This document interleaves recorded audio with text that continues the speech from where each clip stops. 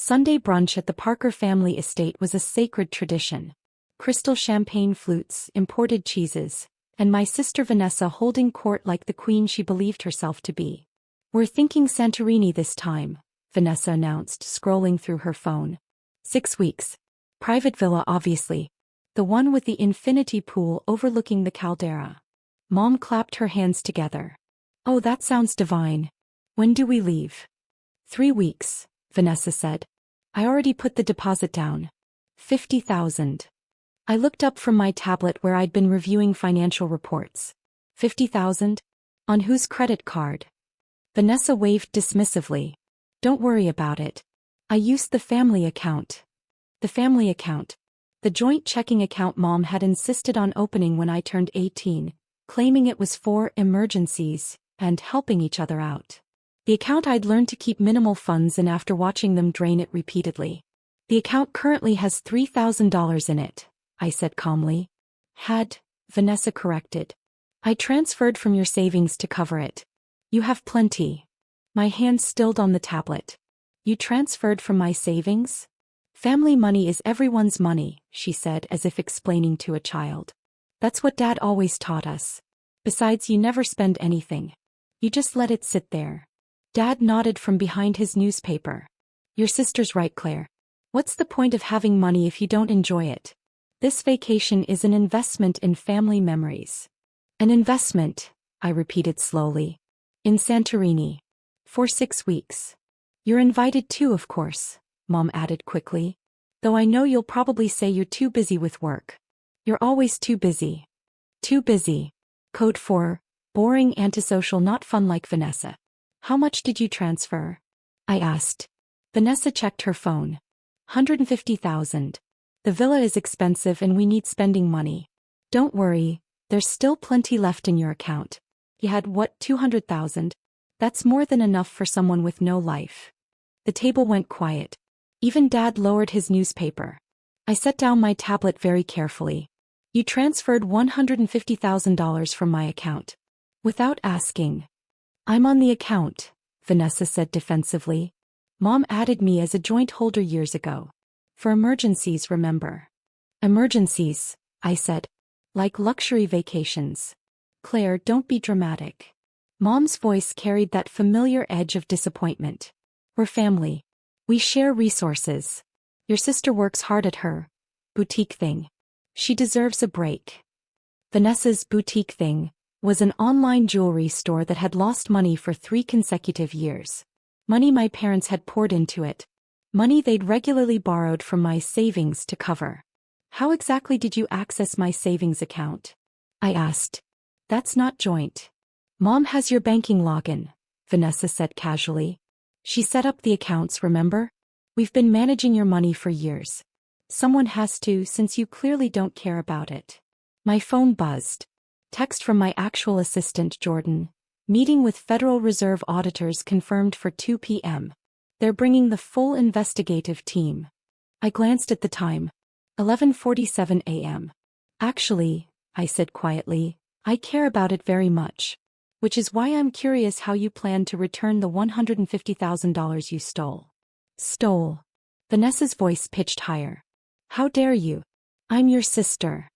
And theft is theft regardless of family relationship." Dad set down his newspaper. "Now Claire, that's enough. Your sister made a simple transfer between family accounts. We've been doing this for years without issue." "Yes," I agreed. "If. Which is why I'm having some guests join us for brunch." Mom frowned. "Guests? You didn't mention." The doorbell rang. I stood smoothing my dress. That would be them now. Through the foyer windows I could see 3 dark sedans parked in the circular driveway. Men and women in professional attire were emerging, carrying briefcases and badges. "Who is that?" Vanessa's voice carried an edge of panic. I walked to the door and opened it. "Mr. Harrison." "Thank you for coming on such short notice." Robert Harrison, senior investigator for the Federal Reserve's Financial Crimes Division, extended his hand. "Miss Parker. Thank you for the invitation. Though I admit, this is an unusual venue for a meeting." "I thought it appropriate," I said, "given that the unauthorized transactions originated from this household." I led them into the dining room. My family sat frozen, champagne glasses halfway to lips, confusion morphing into alarm. Mom, Dad, Vanessa, I said pleasantly, I'd like you to meet some colleagues. This is Robert Harrison and Linda Chin from the Federal Reserve, and James Rodriguez from the FBI's Financial Crimes Unit. The color drained from Vanessa's face. FBI. Mom whispered. Harrison set his briefcase on the dining table, extracting a folder. Mr. and Mrs. Parker, Vanessa Parker, were here regarding multiple unauthorized electronic transfers from accounts belonging to Claire Parker. Specifically, transfers totaling over $2.3 million over the past 7 years. The silence was absolute. $2.3 million? Dad's voice cracked. That's impossible. Claire doesn't have. Actually, Linda Chin interrupted, consulting her tablet. Ms. Claire Parker's current liquid assets total approximately $47 million. Her investment portfolio is valued at an additional $63 million. Her real estate holdings. Stop, Mom said faintly. This is some kind of mistake. No mistake, I said quietly. The mistake was thinking I didn't notice you'd been stealing from me for 7 years. Vanessa found her voice.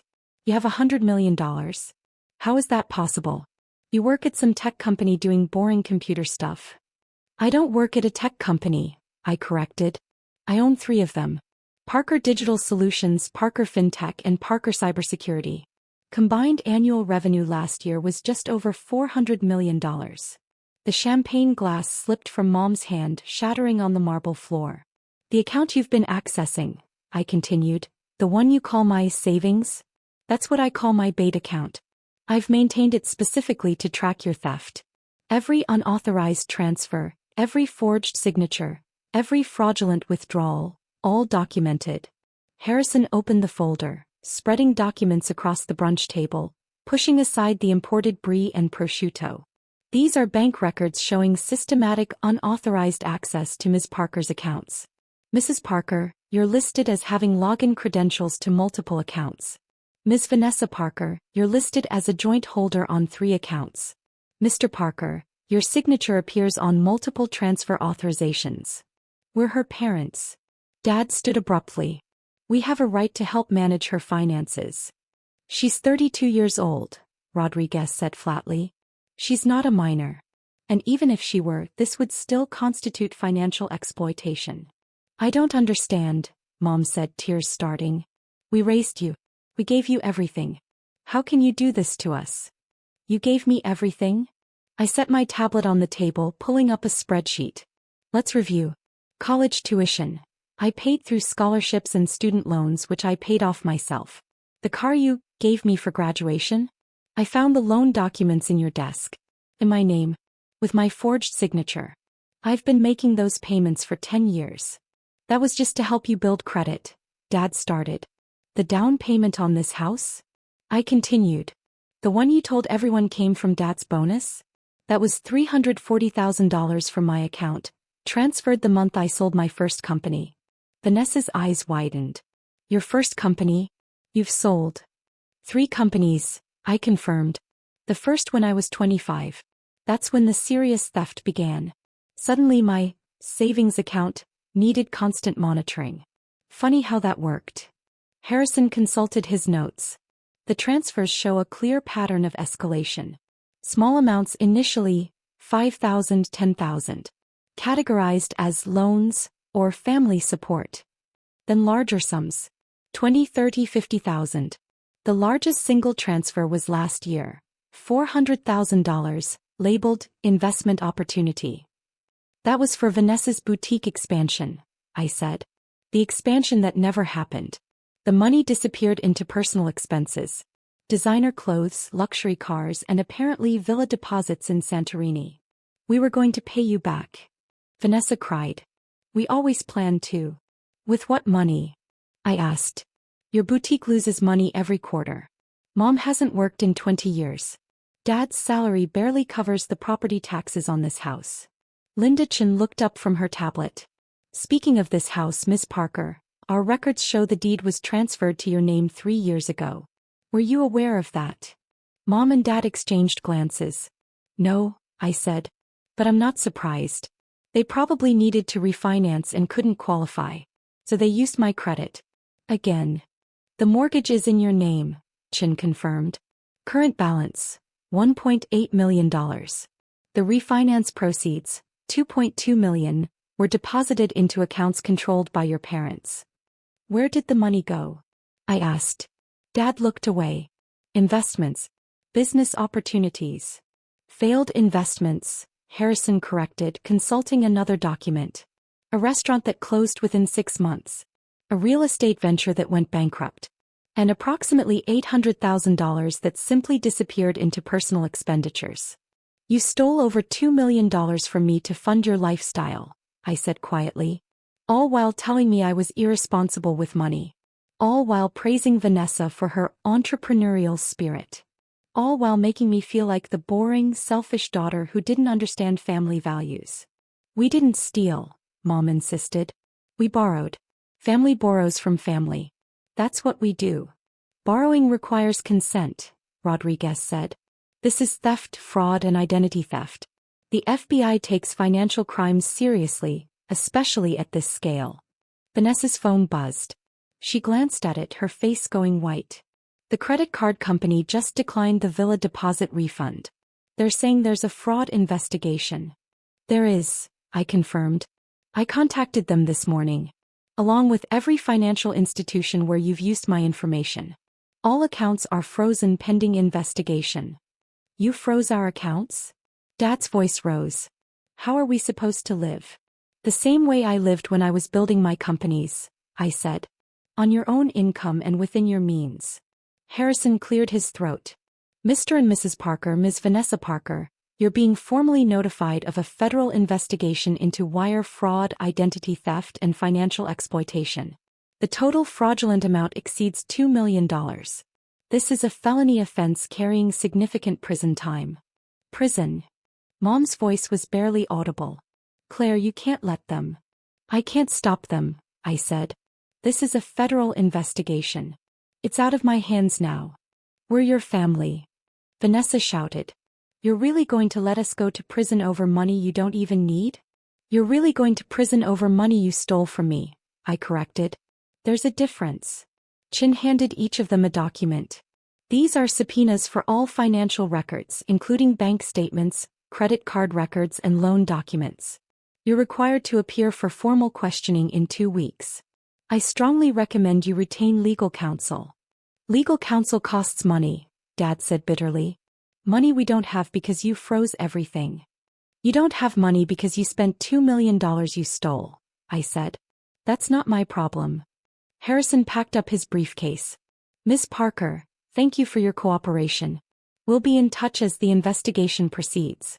Based on the evidence you've provided, I expect charges to be filed within 60 days.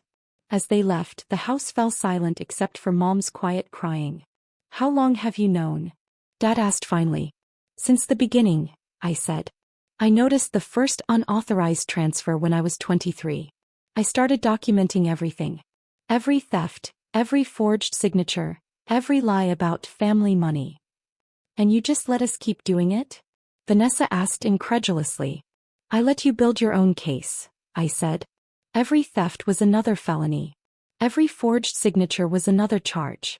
I wanted to make sure that when this ended, it ended permanently. We're going to lose everything, Mom whispered. The house, the cars, everything.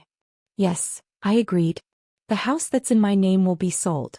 The mortgage will be settled. The cars that were purchased with stolen money will be seized. And you'll face the legal consequences of federal crimes. We're your parents, Dad said desperately. Doesn't that mean anything? It meant everything, I said quietly. Until you decided it meant you could steal from me with impunity. Until you treated me like an ATM instead of a daughter. Until you made it clear that my only value to this family was my bank account. I picked up my tablet and my purse. The federal investigators will be monitoring this property. I suggest you don't attempt to hide or transfer any remaining assets. That would add obstruction of justice to your charges. Where are you going? Mom asked. Back to my actual home, I said. The penthouse downtown that you didn't know about. To my actual life that you were never part of. Claire, please, Vanessa begged. I'm sorry. We're all sorry. Can't we work something out? Drop the charges and we'll pay you back. With what money? I asked. And why would I trust you now? You had 7 years to be honest. 7 years to stop stealing. You chose to escalate instead. I walked toward the door then paused. The vacation villa in Santorini? I called them. Explained the deposit was made with stolen funds. They're refunding it directly to my account and blacklisting your names. You won't be taking that trip. What are we supposed to do? Vanessa cried. Get jobs, I said simply. Live within your means. Face the consequences of your choices. You know, all the things you told me I needed to do while you were stealing my money. I left them there in their dining room, surrounded by shattered crystal and shattered illusions. 60 days later, federal charges were filed. Mom, Dad, and Vanessa were each charged with multiple counts of wire fraud, identity theft, and conspiracy. The evidence was overwhelming. 7 years of documented theft, forged signatures, and unauthorized access to accounts. My attorney, Catherine Mills, called with updates. They're trying to negotiate. Their lawyer is offering full restitution in exchange for reduced charges. Full restitution with what assets? I asked. That's the problem. They have none. The house will be seized and sold. Your mortgage will be settled, but that won't cover the stolen funds. They're looking at significant prison time. Good, I said. Catherine paused. Claire, I have to ask, are you sure about this? They're your family. They stopped being my family the moment they chose to see me as a resource to exploit, I said. I'm sure. The trial was brief. The evidence was damning. Mom received 4 years. Dad received 5. Vanessa, who had been the most actively involved in the recent thefts, received 7. I attended the sentencing hearing. Sat in the gallery and watched them learn their fate. Vanessa saw me as they led her out in handcuffs. I hope you're happy, she screamed. I hope that money keeps you warm at night since you don't have any family left. I didn't respond. There was nothing left to say. 6 months after sentencing, I sat in my penthouse office overlooking the city. Parker Digital Solutions had just closed a merger that valued my combined companies at $340 million. Forbes had called for an interview. The Wall Street Journal wanted a profile. My assistant knocked. Claire, you have a letter. It was marked personal. Prison stationery. Mom's handwriting. I almost threw it away unread. But curiosity won. Claire, I've had a lot of time to think in here. Your father and I realize now what we did to you. We were wrong. We stole from you, we used you, and we never saw you as anything but a source of money. We don't expect forgiveness. We don't deserve it. But I want you to know that I'm sorry. Not because I'm in prison, because I destroyed my relationship with my daughter. I hope someday you can find peace with what happened. Even if we never speak again, I hope you're happy. Mom. I read it twice, then filed it away. Maybe someday the words would mean something. Maybe someday I'd feel something other than the cold satisfaction of justice served. But not today. Today I had a company to run, employees who respected me, and a life I'd built entirely on my own terms. Family money is everyone's money, Vanessa had said. He was wrong. My money was mine. My success was mine. My future was mine. And no one would ever take it from me again.